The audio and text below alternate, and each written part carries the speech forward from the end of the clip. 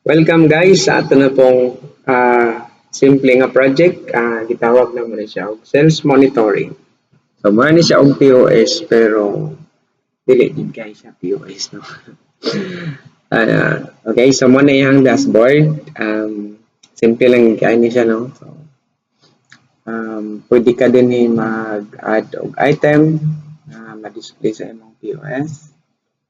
So ani lang siya kasimple mag-add og item. Nakapod siya ay image, picture sa imong item. Next is pwede ka mag-add og category. So, purpose ana is para dali lang nimo ma-pinpoint. Nindot gid ko nakakategorize.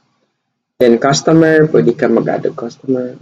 Purpose ana is para at least mabawaan nimo yung mga top no mga customer gid nga loyal. Okay, so mo ni siya ang POS na side.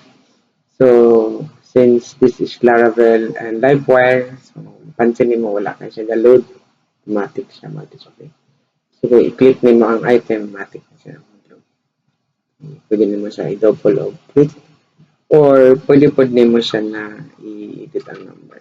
Pila ang unit quantity pala. Okay, so muna siya no.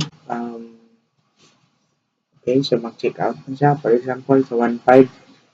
So, pwede ka mag-select kung kinsa itong customer. Pwede pa ka mag-add customer. Pwede po nga dili lang. So, walk-in lang siya. Okay, so i-polypaid niya with the delivery number. Pwede mo siya i-set kung kailan siya i-deliver kung karon or next day. Pwede ka magbutang og note para mabawaan sa mag-deliver kung sa information. Okay, so muna sa dashboard. Muna yung mga item na yung i-order. So, automatic polypaid siya. Karon mag-add na punta o sample nga dili siya mag-polypaid. So, 24,000 lang iyang bill. 20 lang, for example, ang iyang bayaran. Okay, so naana siya ay balance.